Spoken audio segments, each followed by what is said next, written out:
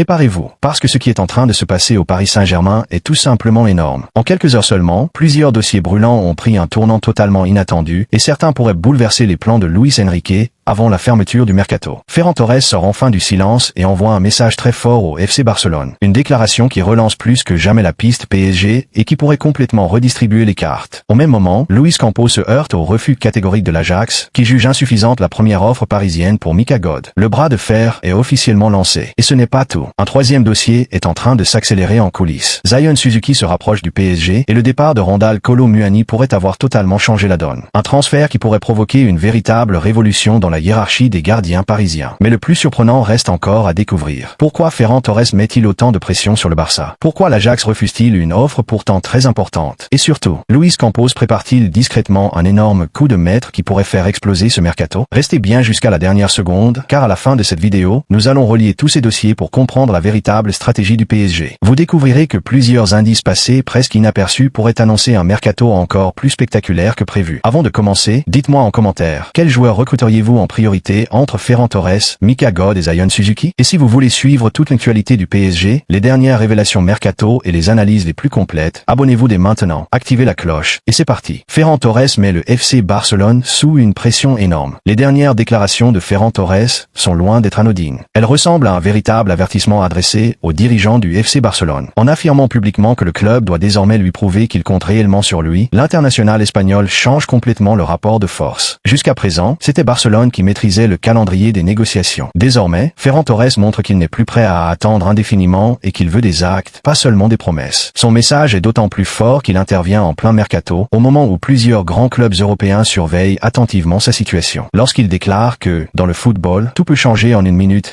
et qu'il doit être prêt à toutes les éventualités, il ne ferme absolument aucune porte. Au contraire, il envoie un signal très clair à tous ses prétendants. Si Barcelone tarde à lui offrir les garanties qu'il attend, il est prêt à envisager un nouveau défi. Et c'est précisément là que le Paris Saint-Germain entre en scène. Depuis plusieurs semaines, le nom de Ferran Torres circule avec insistance du côté de Paris. Luis Enrique connaît parfaitement le joueur pour l'avoir dirigé avec la sélection espagnole. Il apprécie sa polyvalence, sa qualité technique, son intelligence dans les déplacements et sa capacité à évoluer sur plusieurs postes de l'attaque. Dans un système où les attaquants doivent constamment permuter, presser et participer au jeu collectif, Ferran possède un profil qui correspond parfaitement aux exigences de l'entraîneur parisien. L'intérêt du PSG renforce considérablement la position de l'ancien joueur de Manchester City. Même si aucune offre officielle n'a encore été annoncée, le simple fait qu'un double champion d'Europe suive sa situation oblige Barcelone à réfléchir. Les dirigeants catalans savent qu'ils ne peuvent plus considérer ce dossier comme une priorité secondaire. Plus ils attendent, plus ils prennent le risque de voir un concurrent profiter de leur immobilisme. Du côté du Barça, la stratégie reste pourtant inchangée.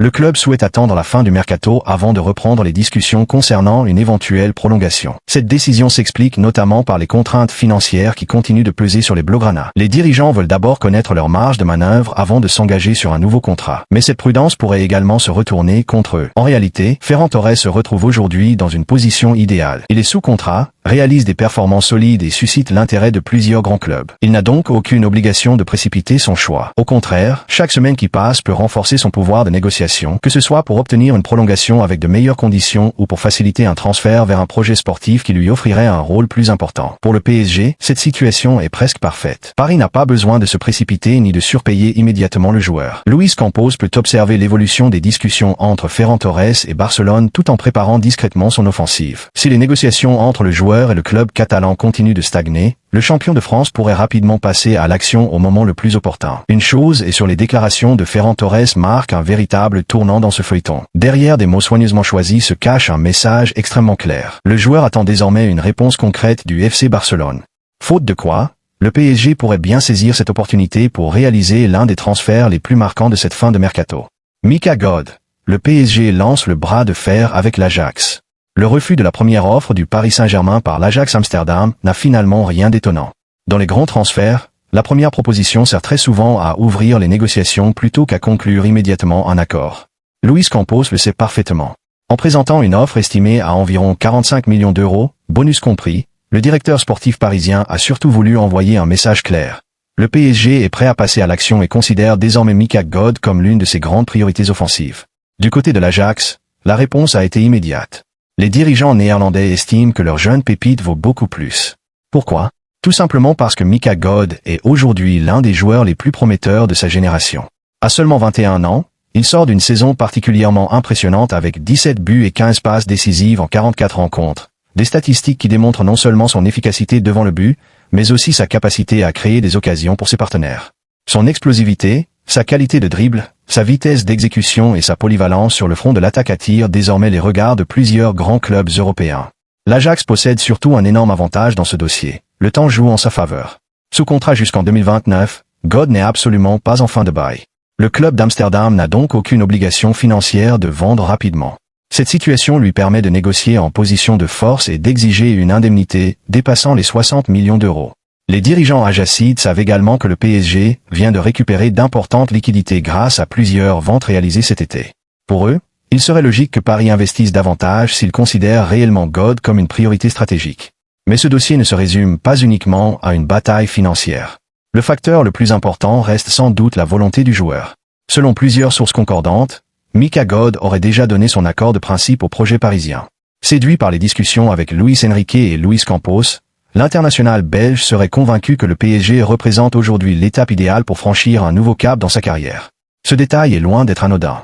Dans le football moderne, lorsqu'un joueur affiche clairement sa préférence pour un club, la pression change progressivement de camp. Même si l'Ajax conserve une position solide, il devient plus difficile de retenir un joueur déterminé à relever un nouveau défi.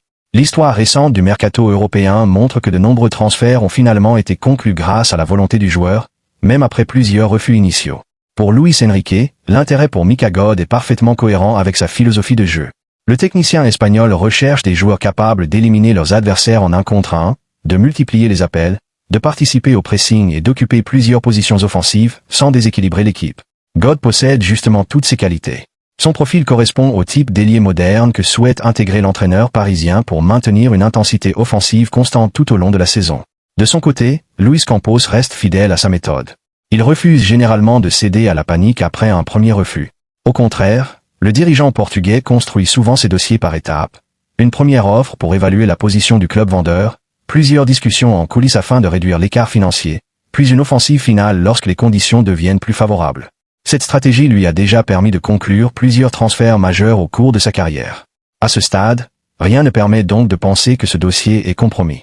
Bien au contraire, le refus de la première offre ressemble davantage au début d'un véritable bras de fer entre deux clubs qui défendent leurs intérêts.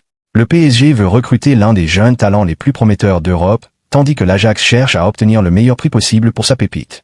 Les prochains jours pourraient donc être décisifs, car si Paris décide d'augmenter son offre et que God continue de pousser en faveur d'un départ, cette opération pourrait rapidement entrer dans sa phase finale. Zion Suzuki, le PSG prépare-t-il déjà l'avenir de son poste de gardien? À première vue, la piste menant à Zion Suzuki peut sembler surprenante. Beaucoup d'observateurs pensaient que le PSG avait déjà trouvé une certaine stabilité dans les cages après les nombreux changements connus ces dernières saisons. Pourtant, lorsqu'on analyse en profondeur la stratégie mise en place par Luis Enrique et Luis Campos, ce dossier apparaît beaucoup plus cohérent qu'il n'y paraît. Derrière ce possible transfert se cache une vision à long terme, où chaque recrutement répond à une logique sportive, tactique et financière. Le premier élément qui explique l'accélération de ce dossier est la capacité d'investissement retrouvée du club parisien. Avec les revenus générés par plusieurs départs, dont celui de Randal Kolo Muani, le PSG dispose d'une marge de manœuvre plus importante pour renforcer son effectif sans bouleverser son équilibre financier. Dans un mercato où chaque euro compte, ces ventes permettent au club d'investir sur des profils ciblés plutôt que de multiplier les achats impulsifs. Mais si Zion Suzuki attire autant l'attention des dirigeants parisiens, ce n'est pas uniquement pour son âge ou son potentiel. À seulement 23 ans, le gardien japonais possède déjà une solide expérience au plus haut niveau et affiche des qualités qui correspondent parfaitement au football moderne. Grand, rapide sur sa ligne, très à l'aise dans les sorties aériennes et capable de réaliser des arrêts décisifs, il présente également une caractéristique devenue essentielle dans les plus grands clubs européens, sa qualité de jeu au pied. Et c'est probablement cet aspect qui séduit le plus Luis Enrique. Depuis son arrivée au PSG, l'entraîneur espagnol répète que le gardien n'est plus seulement le dernier rempart de l'équipe. Il est désormais le premier relanceur. Dans son système, chaque phase de construction débute par le portier, qui doit être capable de casser le pressing adverse, de trouver ses défenseurs avec précision ou d'allonger rapidement le jeu lorsque la situation l'exige. Cette exigence technique est devenue incontournable dans le football actuel, où la première relance conditionne souvent toute l'organisation offensive.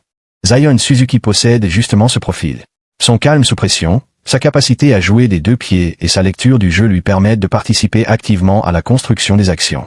Ces qualités expliquent pourquoi plusieurs grands clubs européens ont suivi son évolution ces derniers mois. Le PSG ne serait donc pas le seul à considérer le gardien japonais comme l'un des profils les plus prometteurs à son poste.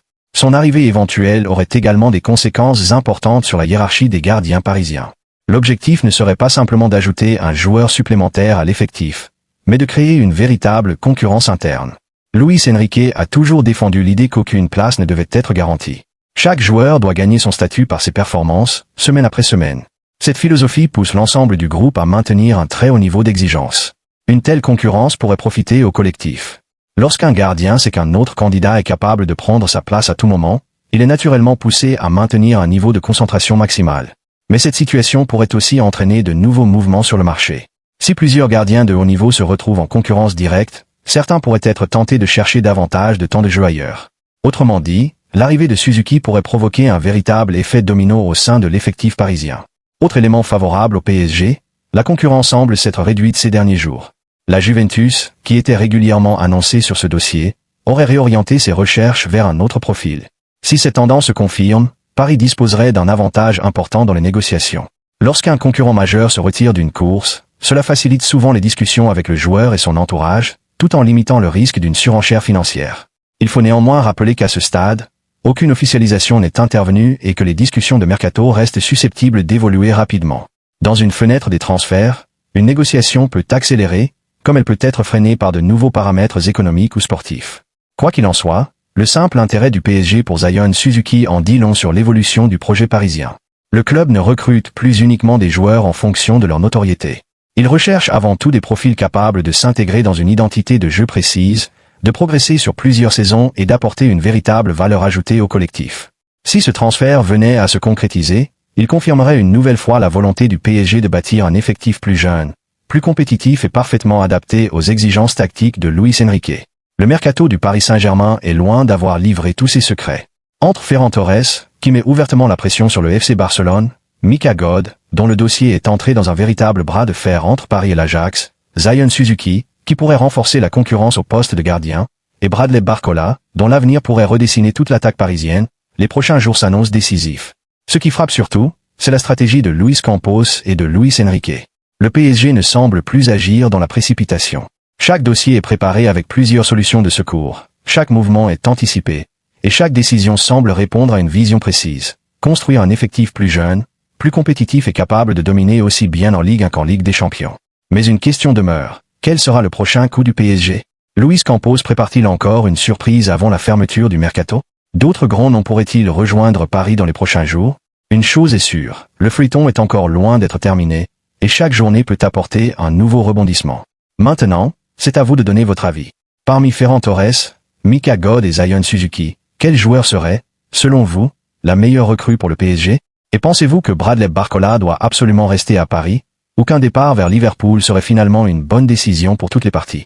Dites-moi votre opinion dans les commentaires, je lis chacun de vos messages et je réponds aux plus pertinents. Si cette analyse vous a plu, n'oubliez pas de laisser un like, de vous abonner à la chaîne et d'activer la cloche de notification pour ne manquer aucune exclusivité sur le mercato du PSG. Merci d'avoir regardé cette vidéo jusqu'au bout. On se retrouve très bientôt pour une nouvelle analyse explosive de l'actualité du Paris Saint-Germain. À très vite.